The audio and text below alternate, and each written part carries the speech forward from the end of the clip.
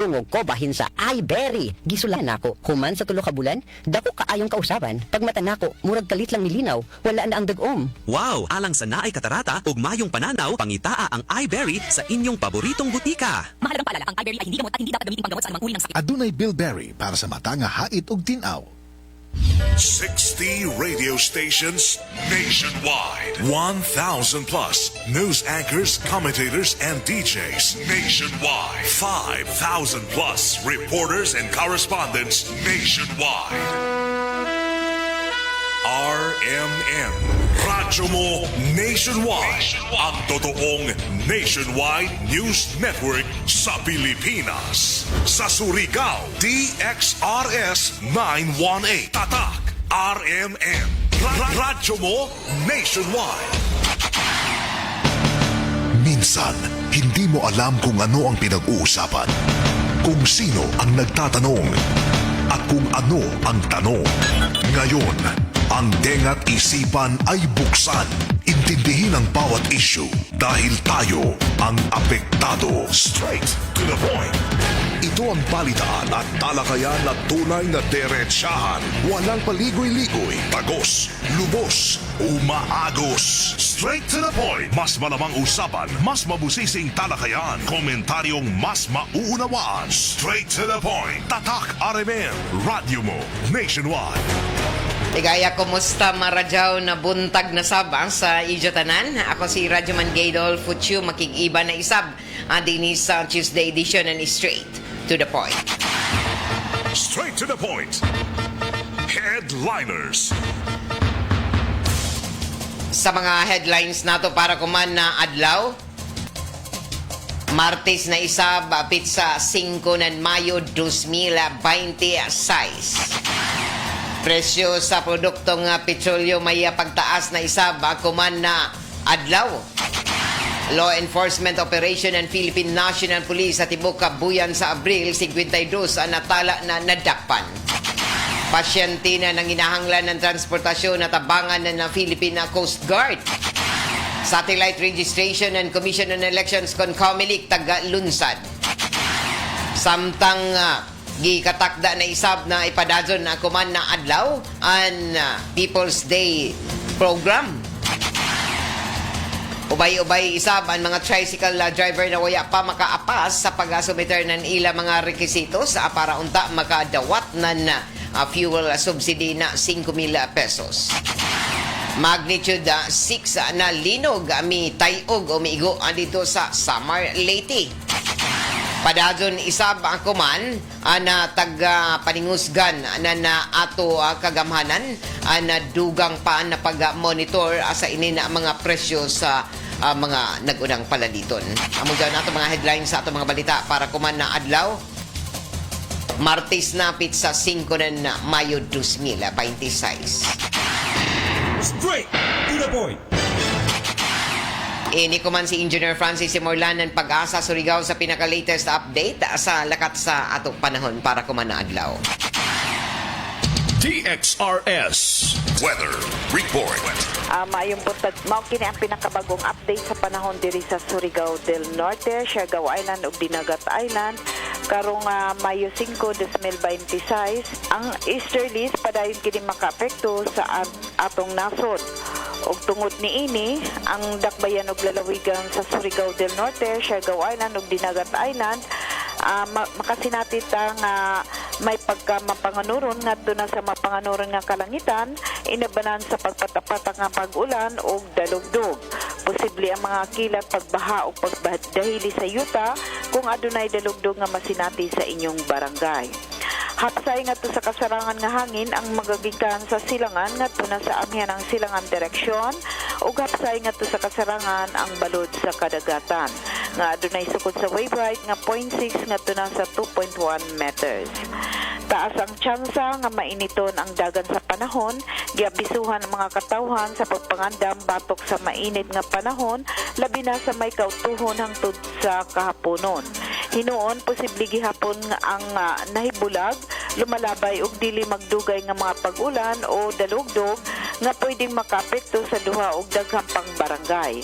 Giabisuhan ang mga katawhan nga mga dam sa posibleng pagkilat, pagbaha o pagdahili sa yuta kung adunay dalugdog nga masinati sa inyong barangay. Magatang lamang sa mga thunderstorm o rainfall advisories nga posibleng ipagawas gikan sa pag-asa. Ang sukod sa temperatura diri sa Dakbayan gikan sa 25 ngadto na sa 32.8 antas sentigrado. Ang adlaw musubang karong buntag sa alas 5:20 ug mosalop karong hapon sa alas 5:50. Mao katong latest update sa lakad sa panahon karong adlaw gikan sa Pag-asa Surigao kini si Francis Simorlan. Weather Report. Straight to the point. Alas 6:21 na oras sa toda sa ato sa Marjaw ng kabubutonan daw ni Rock Dam Rab Bango.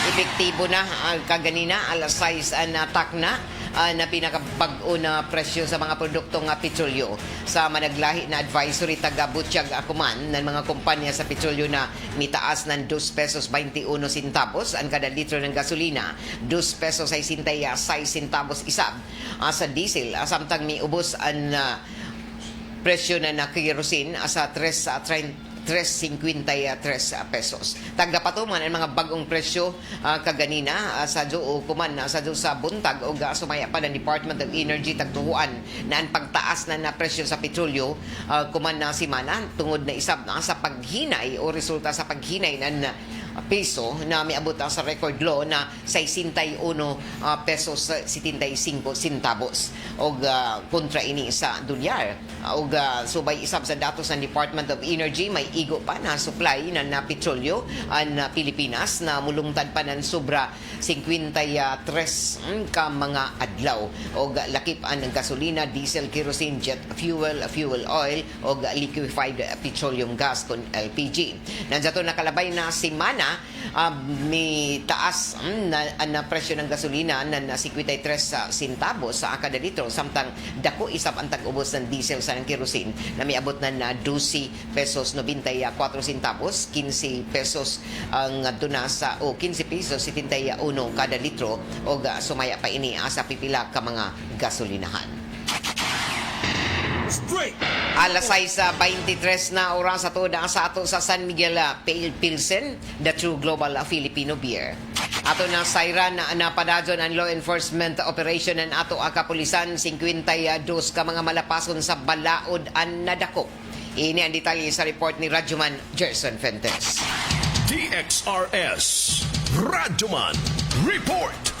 Base sa gipagawas nga official tally sa Provincial Operation Unit kon PEOU sa Surigao del Norte Provincial Police Office adunay 52 ka mga nadakpan sa nakalain-laing kaso sa gilunsad nga usa ka buyang operasyon sa buyan sa Abril sumalapas sa ato ang mga kadagkuan ng PNP sa pagpanguna ni Police Colonel Warren Dablo ang nagsilbing Provincial Director ng Provincial Police Office sa 52 ka mga law offender sa gilunsad nga bypass Operation 17 ang mga nadakpan ini di nakakumpiskar ang mga otoridad sa mukabat 83.94 ka gramo sa illegal nga droga kining gitawag nga shabu samtang 45 usab ka gramo sa gipaugang dahon sa marijuana ang nakumpiskar sa mga otoridad sa gilunsad nga bypass operation sa kinatibukan adunay 576,160 pesos ang tanan nga mga droga nakumpiskar sulod sa kabuyang operasyon ng PNP. Sa wanted person adunay 24 ka mga nadakpan diin 14 nini gikonsiderang most wanted person sa regional o provincial level diin duha nini ang gikonsiderang wanted person sa regional level samtang duha usab ang provincial level ang malampusong nadakpan. Usa-usab ka armas ang nakumpiskar sa gipahigayong kampanya batok na sa ihalas nga mga armas ang anaakuman sa kustodiyan ng PNP. Sa anti-illegal fishing operation upat ka mga nadakpang violators ang nakumpiskar nini gikan sa ilahang posisyon ang 64 ka kilo sa nagkalailaing isda nga nagkantidad sa kinatibuk-ang 17,000 pesos. Sa illegal gambling usa ang nadakpan diin sa gihimong duha ka operasyon kampanya batok na sa illegal nga sugal diin na mukabat sa 4,300 pesos nga pusta ang na-recover sa PNP samtang sa mga pagpalusot sa illegal nga sigarilyo sa kalapasan sa Republic Act 10643 kun graphic health warning law adunay duha ang mga nadakpan samtang sa kinatibukan 444,500 pesos ang na-recover nga kantidad sa sigarilyo sa gilunsad nga operasyon samtang sa laing nga mga local ordinance o local police conducted operation adunay 179 kabuo ka mga law violators ang nadakpan labi na gyud ang kadtong mga nagbiyahe nga mga motorista nga walay mga lisensya o expire usab ang ilahang mga registration. Sa kinatibukan, mukabat 52 ka mga law offender sa tibok buyan lamang sa Abril base sa gipagawas nga datos ng Provincial Police Office. Kini inyong radyoman sa RMN DXRS Surigao, Gerson Galotera Fuentes, Tatak RMN. Straight to the point. Alas 6:26 na oras ato daan sa ato ng ACS Manufacturing Corporation ang tighimo ng Unica Maximum Toothpaste. Sa ato pagpapadadon sa ato ang mga impormasyon asa na mga balita gi katakda tuod na ipahigadon ng isab ako man na adlaw ang People's Day program adidon sa may Barangay Bonifacio kuman na buntag gikan alas 8 ngadto na alas 1 sa hapon ipahigadon ang kuman ng adlaw ang nagalain-lain ng mga serbisyo gikan sa mga buhatan sa gobyerno sa syudad. Paguyuhan gihapon ang People's Day program ni Mayor Pablo Eva Dumulao II iban isa sa mga department heads o mga sakop sa konseho sa syudad sa pagpanguyo ni Vice Mayor Alfonso Pons Casura o gikatakda na isab na ihatag ang pagpaduol sa mga serbisyo sa nagkadiiyang mga buhatan pareho sa konsultasyon sa maradyaw na panglawas panahatag na libre na medisina lakip na ang serbisyo sa pangkayupan o iban pa gihimo amo na mga pagpaningkamot sa ikapat na tuig kuman sa pagpadadyon ng People's Day Year 4 program para dinhi mahatagan na dugang na pagpaduag isab na mga barangayanon labi na sa mga lagyo ng mga barangay o dili na mahasol sa pagkari-kari dinhi sa syudad para sa ilang mga katujuan sa nagadaiyang mga buhatan. O gikatakda na sadyo isab sa mga pag-awag sa registration ako man na buntag para dinhi hapsay asanan mahimong plastar ang paghatag ng serbisyo ngadto na sa mga barangayanon sa Bonifacio. Straight to the point. Gikatakda tuod ang ipahigadon ako man na adlaw ang mga satellite registration dungan sa ini nagapadadon na voters registration na Commission on Elections sa nakadaul na isab na deadline sa pagtapos sa voters registration sa katujuan para na ini sa umabutay na barangay SK elections o taga-butyag kumanan na buhatan sa Comelec ang jaoy gihimo nila ang mga pagpaningkamot para maabot ang tanan ang mga gusto parehistro labi na ang mga kabataan na nagpangidaro ng 15 anyos o jaton pay mga otrohon ng mga record pag-transfer diyon sa buhatan na Comelec ngadto na sa iban ng mga barangay o sa gi-schedule kuman ang satellite voters registration magsugod ini jaton na Mayo 1 hangtod na ini sa katapusang adlaw sa voters registration kuman umabutay na Huwebes sa Mayo 7 ipahigadon ang satellite registration dinhi sa may barangay Washington Gymnasium o pagka-Biyernes Mayo 8 sa tul ini sa ipahigadon na People's Day diyon sa barangay Silo. Pagka Mayo 12 ngadto na sa Mayo 18 ipahigadon isab ang satellite registration diyon sa may City Mall sa syudad na Surigao diyon sa may barangay Luna o wayay labot ni ini ang adlaw na Domingo. Taga-padumduman pa ng buhatan ng Comelec na abri sila para sa voters registration gikan Lunes hangtod ini adlaw na Sabado o bisan kon holiday. Taga-padumduman ang natanan ang barangay o SK elections gikatakda na himuon ako man Nobyembre 2, 2026 o ang pagtatapos isab na voters registration kutob na lamang sa Mayo 18 adlaw Lunes. Straight to the point. Sa ato pagpadadon sa ato duganghan ay pa sa mga balita. Tagabutyag kagahapon atol sa programang Straight to the Point nan buhatan gikan sa Federated President na Surigao City Tricycle Association na si Mr. Nardo Salino na naghimo sila na nadugang na mga pagpaningkamot dungan kagahapon sa tagatakda na deadline para na ini sa mga tricycle drivers na waya pa makadawat ng ilang mga subsidiya o fuel subsidy gikan sa kagamahanan sa syudad. Kung ato kay numduman na taga-Butyag isab na kagamahanan na sa unang batch 800 kapin na mga nahatagan nan ini na fuel subsidy na tag 5,000 pesos gikan sa litimo na mga tricycle drivers dinhi sa ato syudad.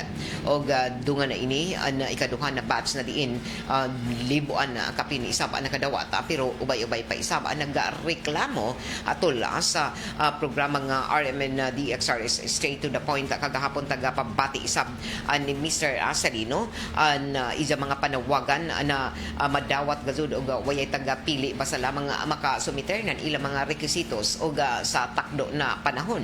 O kutob kagahapon na nawagan ini nga na sa mga waya pa makadawat ng ila fuel subsidy na tag 5,000 pesos na mo bisita sa Tricycle Franchising Office o hikayon na mga kakuyangon nila na mga requisitos pareho sa ila driver's license lakip na ang ila vote o tricycle ID og lakip maani ini ang pagpamatuod ng sertifikasyon na sila tricycle driver gikan isab sa ila operator na taga-rentahan ng mga tricycle. Taga-Butyag pa sa ni Mr. Nardo Salino na dyaoy lamang gamay na lamang na porsyento na waya pagadun makadawat ng ila ang mga fuel subsidy. Ang iba nan ini nakadawat na doble tungod kay andaton na milabay na simana isap ang kagamahanan sa probinsya sa pagpanguyo ni Provincial Governor Robert Lindon Barbers ang nagpadaya isab og naghatag na fuel subsidy na 5,000 pesos sa transport group og pipila ka mga tricycle drivers ang nagdubli na isab ang tungod kay una sila nakadawat gikan sa kagamahanan sa syudad ng fuel subsidy na 5,000 o ikaduhanan ini na nagdawat isab gikan sa kagamahanan sa probinsya gikan sa pundo nan kagamahanan sa probinsya na taga-aprobahan isab sa sangguni ang panglalawigan o unang taga-pamahayag anan kagamahanan na mihimo kuman na dugang na mga pagpaningkamot isab na maapas pa na iban na mahatagan nan ini hinoon na pipila an waya makaabot sa deadline na taga-takdaw kagahapon na adlaw og ini na pamahayag ni Mr. Salino atol sa izat pagpadayag sa ini na amo na panawagan ang kagahapon. 5,000 pesos sa city na mga 96% something yan ang natawag na out of 3,500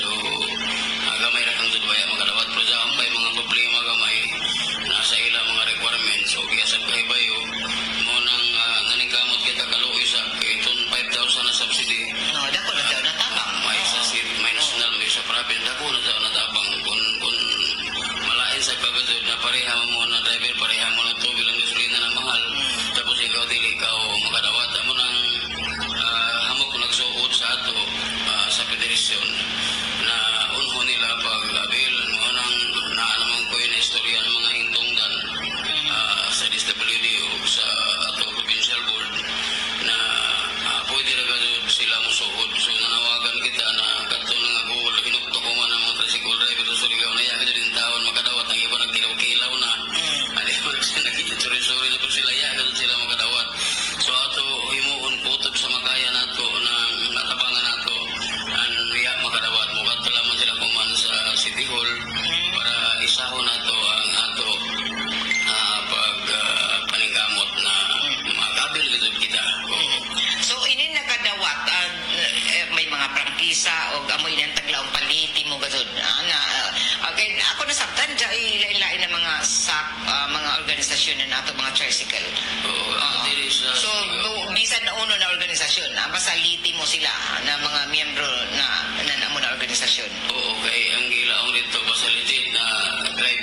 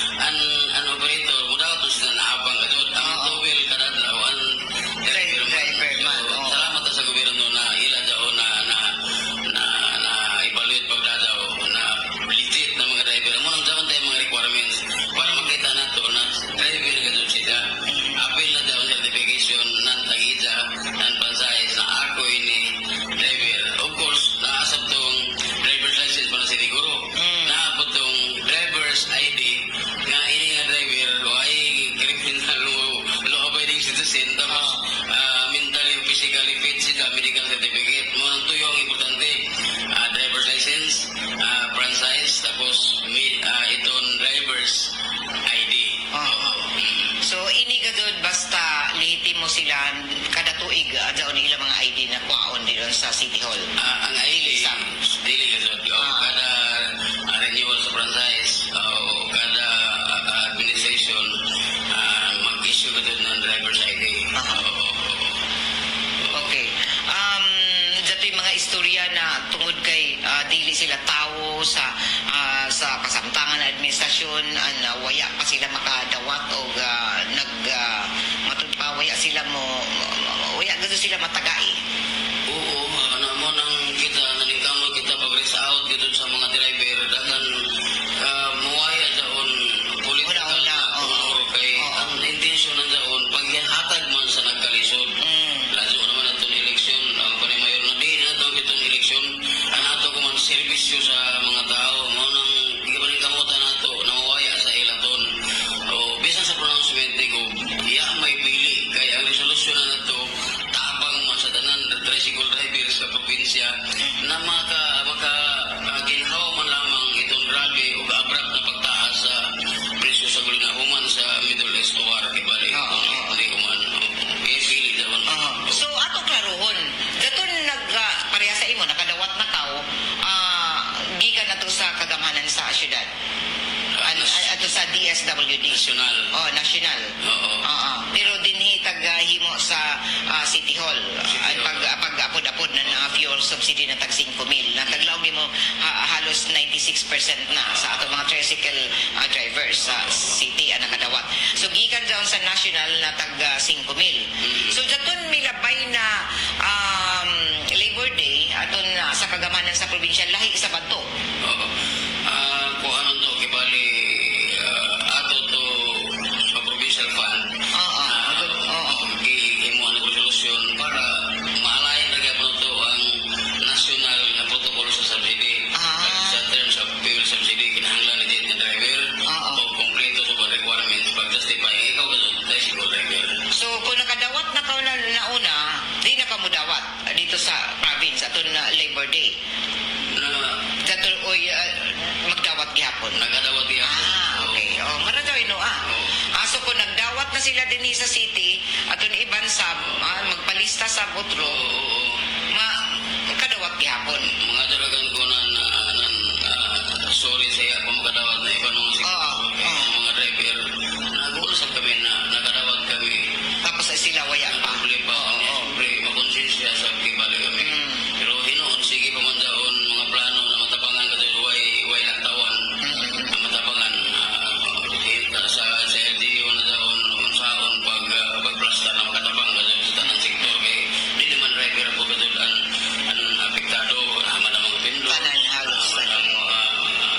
Iban mga drivers, tanan nga nangin apoy kada adlaw, indirectly or directly affected ka doon sa pagtaas ng gasolina. So nandiyan to na Labor Day o Friday man ato na hitabo ato pag diri sa province. So pila man ato kabuok na mga tricycle drivers na nakadawat pana nimo. Actually, waya ko'y detalye nandoon kay lain naman ang nag-supervise sa exhibition sa province. Pero hamog na iya makaapas, iya makakomply na requirements na iya pa makadawat. Muna nga ito, giwan na nung sana to sa pagtabang kay dili man sila mo doon. Daon man sa city na iya pa makadawat sab. So isahon na kang daon pagtatar na ng federation para di sab sila mag-uol na kaya sila makadawat. So dai ko din mo na ibawaan na mapipila na waya ko din makadawat hangtod ko man. So dai mo lista sa ini Mr. Salino. Daon ko lista sa ako listing mga isagatos na inikabukan ng suod sa ato. Ikitambagan nato sila na iprepararaan ang ito requirements. Dagan dili ita madugay o na matratar ka doon nato daon. Kay sa city, naglimog sab kami uno na Bueno, ang pamahayag ni Mr. Nardo Salino, ang Federated President sa Surigao City Tricycle Association. So jay gud iba na waya makaapas sa niini pero tag butsyag isab jaton na iba na waya makaapas sa ini na mga pag-sumiter nan ila mga rekisito sa amo na waya pa makadawat pwede ka mo suod kay Mr. Nardo Salino para dinhi tagan kamo na katinawan isab sa mga posible isab na himuon pa nidyo para dinhi makuha an amo na fuel subsidy na 5,000 pesos. Straight. Alas 6:41 na padadong kamo na namati ang din sa RMN na DXRS sa Surigao 918 sa ijo mga radyo dial ini na ato programa taga palidyohan isab sa ato sa Marjaw na kabubuton nan ACS Manufacturing Corporation ang tighimo ng smart dishwashing paste. Asa ato pagpadadon asa ato ang mga impormasyon asa na ang mga balita ato na siren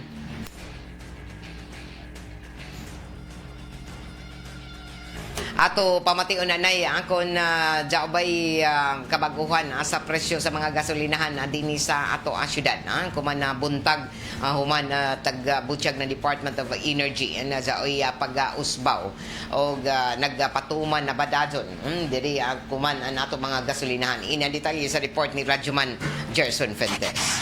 DXRS Radyoman Report.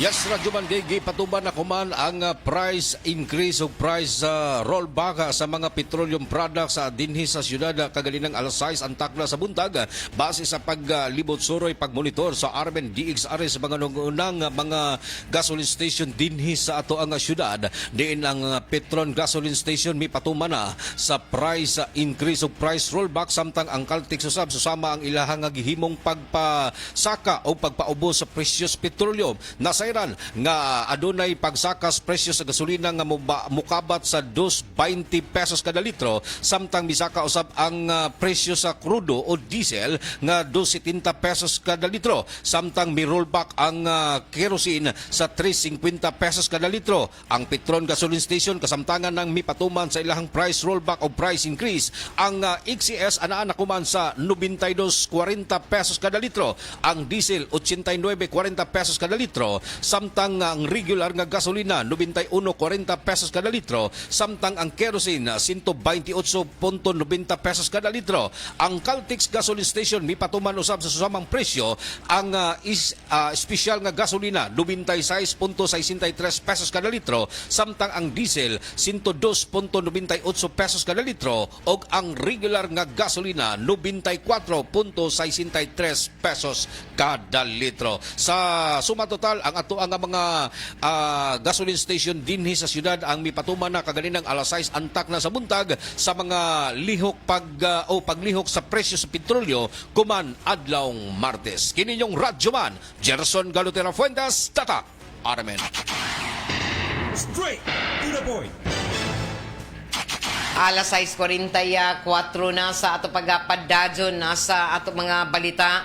Ato na siren na padadon kuman na taga monitor isab anan nato ang kagamanan na labi na sa FIVOLX ang sunod-sunod isab na mga paggatay og mga aftershocks human ang pag-igo ng magnitude 6.1 na linog sa Eastern Samar kagahapon og taga-butsyag pa na nahitabo ini mga banabana alas 2 ang takna sa hapon og sumaya pa sa datos ng Philippine Institute of Volcanology Seismology kon FIVOLX nahitaboan na paggatay og sa matud pa siyam kilometro sa may San Julian, Eastern Samar sa may Gilaymon na 10 kilometers. O nakatala ng intensity 5 sa Avid, Eastern Samar o lakip na niini ang Leyte, Gandara sa Samar kundiin na kasinati na naarangka kusog na paglinog na nagdayanan ng kahadlok isab sa mga residente.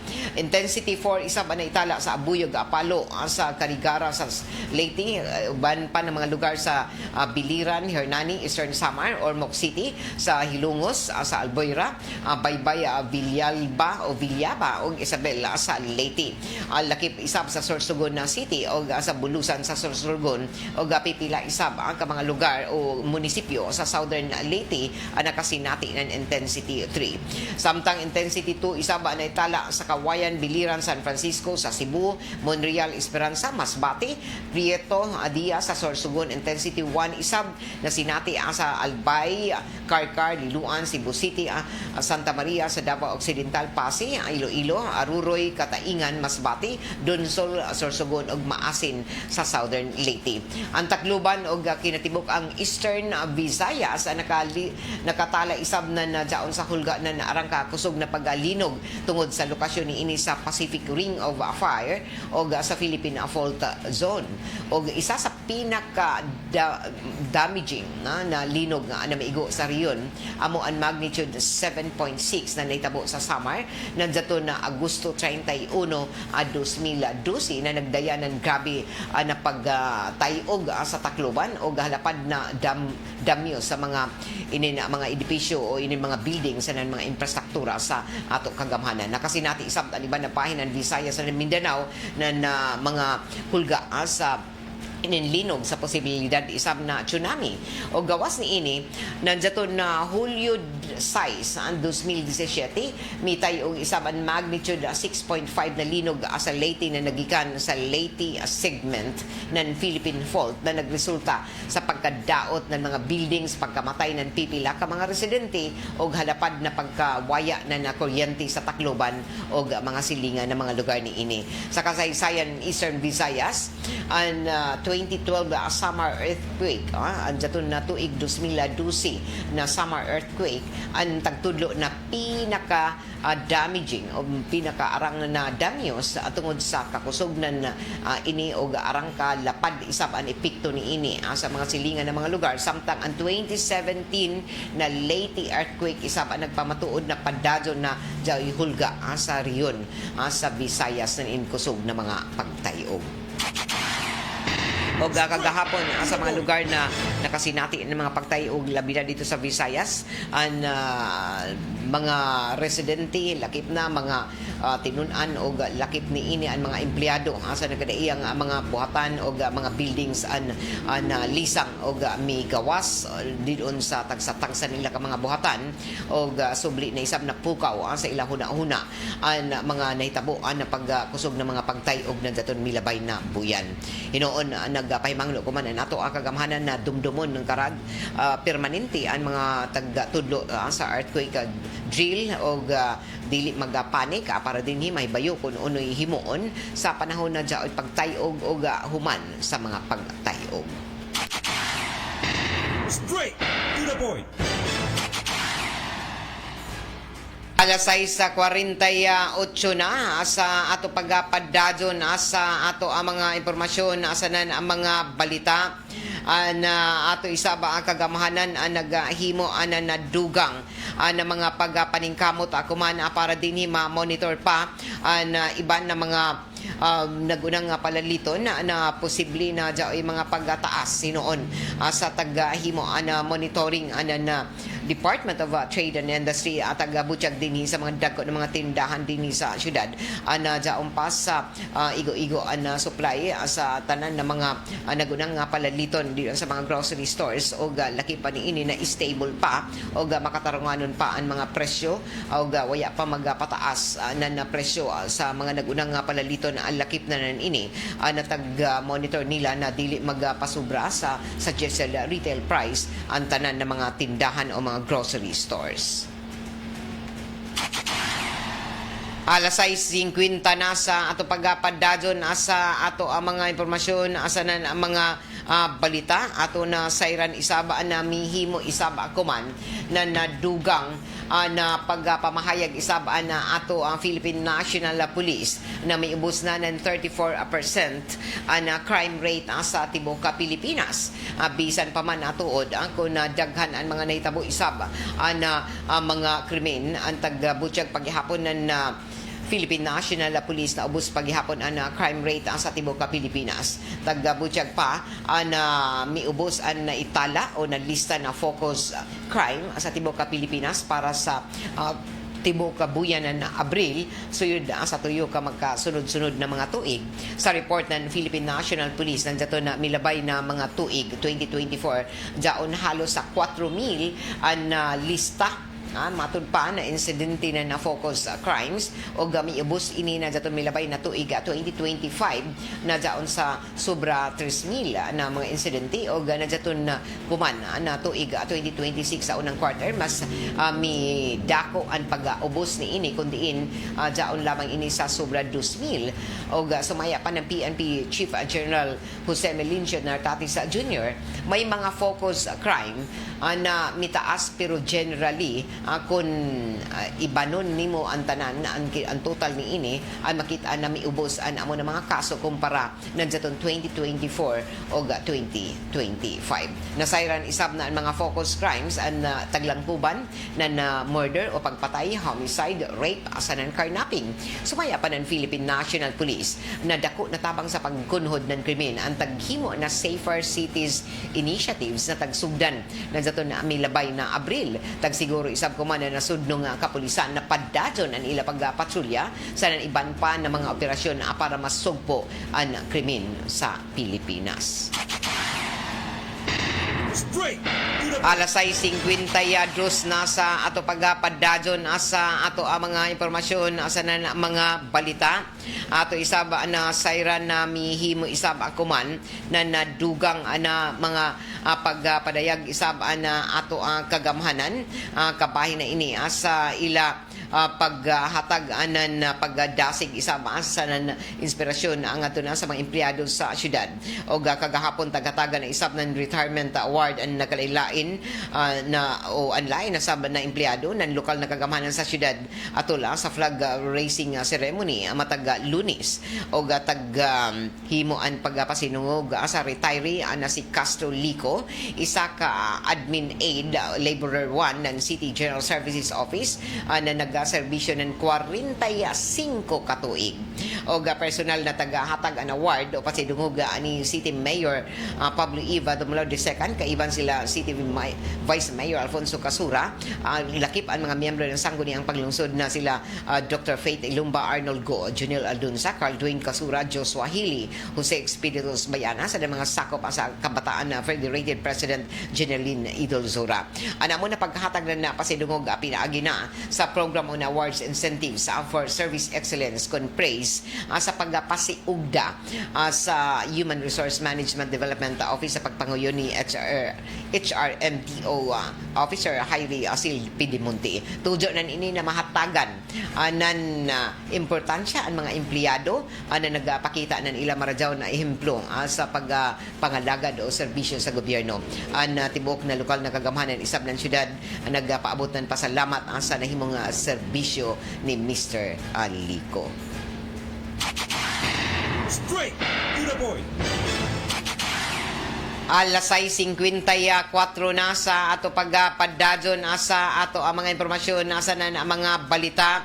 Subli na isab na nagpadumdum nato ang kagamahanan pinaagi na sa City Social Welfare Office o sa Philippine National Police na padadyon ang ila pagpaningusog sa pag-rescue na nato mga kabataan na naglatagaw labi na sa tungang gabi. Tagbutyag pa na ang City Social Welfare and Development Office iban sa koordinasyon isab sa Women Children Protection Desk o sa Philippine National Police ang padadyon na nagpasiugda ng monitoring asa na implementasyon ng Ordinansa numero 310 series sa tuig 2010 na tagkilayan na Comprehensive Curfew Ordinance for Minors o para sa ato mga minor de edad.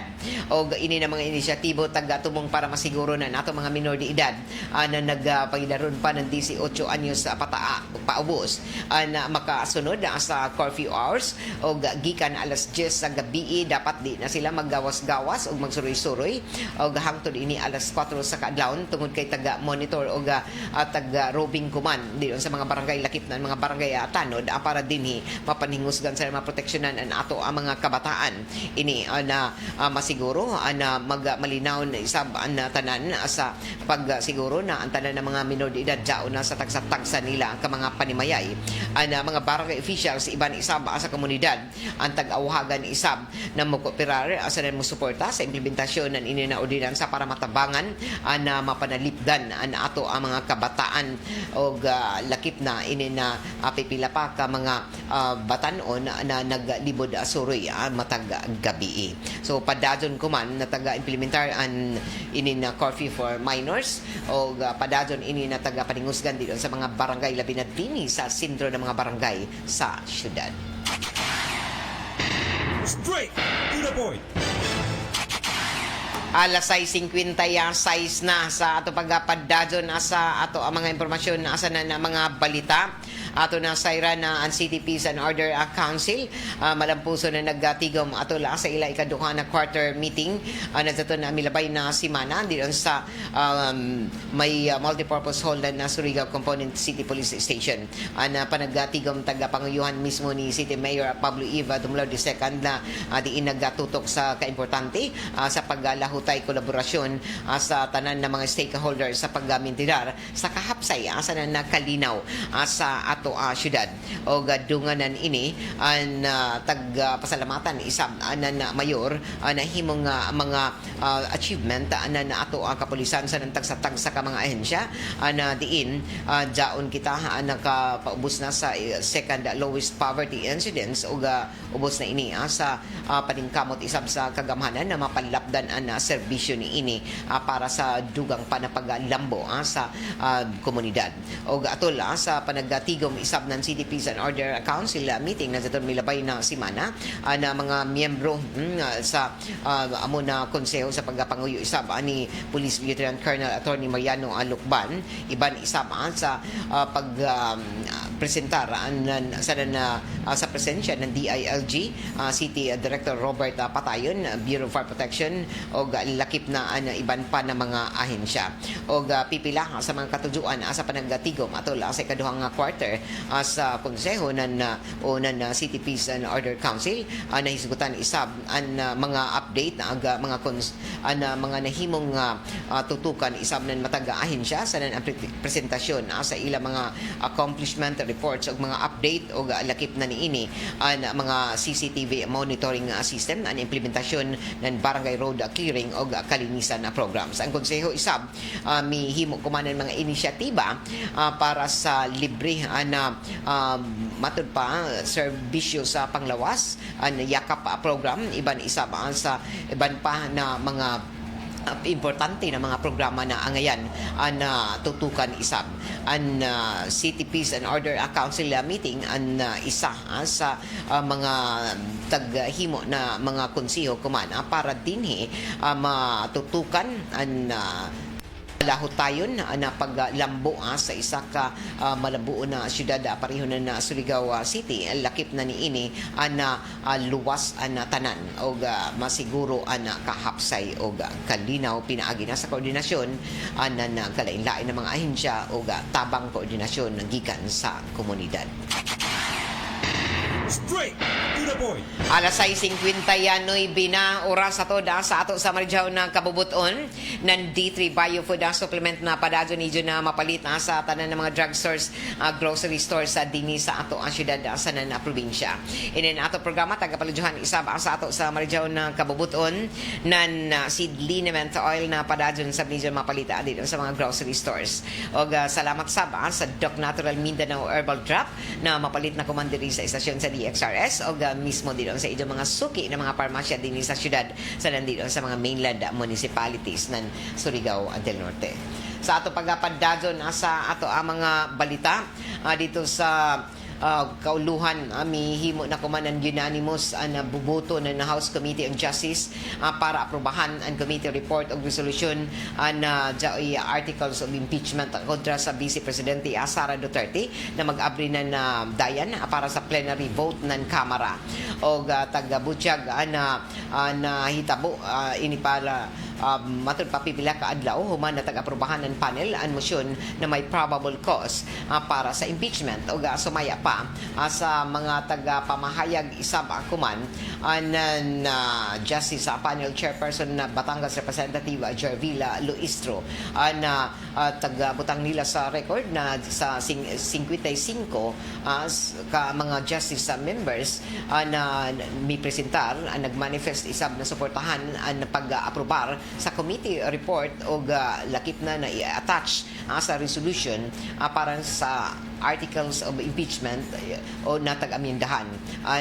Amo na pagpanguyo isab sa Justice Panel Chair na si Batangas Representative Luistro mi butyag na mideklara ini na motion na naaprubahan na o sumaya pa na taga-sunod nila ang konstitusyon o waya nila ini dali-dalia o matod pa waya taga-shortcut o kung may matod pa saya matod pa ipakita na lamang ang kamatuuran sa pagdesisyon ni ini o kung inosente at tugutan isab ang proseso sa paglimpyo ni ini o pero kung dapat na himuon sa ngayan na hustisya kinahanglan na ini magpadazon ang paghiring ang motion ang tagsang-at mismo ni Deputy Speaker J.J. Suarez ng Quezon 2nd District na miuyon sa tanan o awayay mi babag.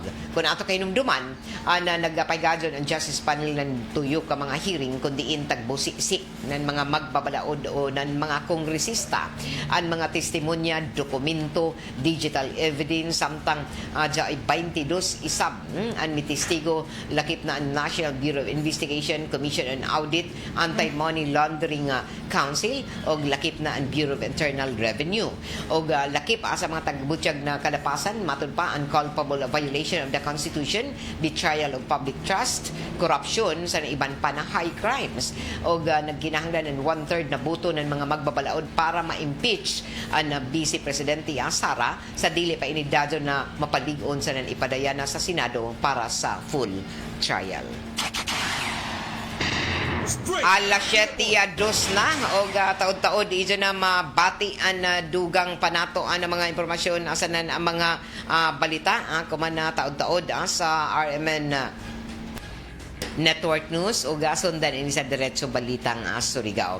O balik kita sa second portion pagka alas 8 para sa dagan pa nato na mga hisgutanan dinhi sa ato programang Straight to the Point.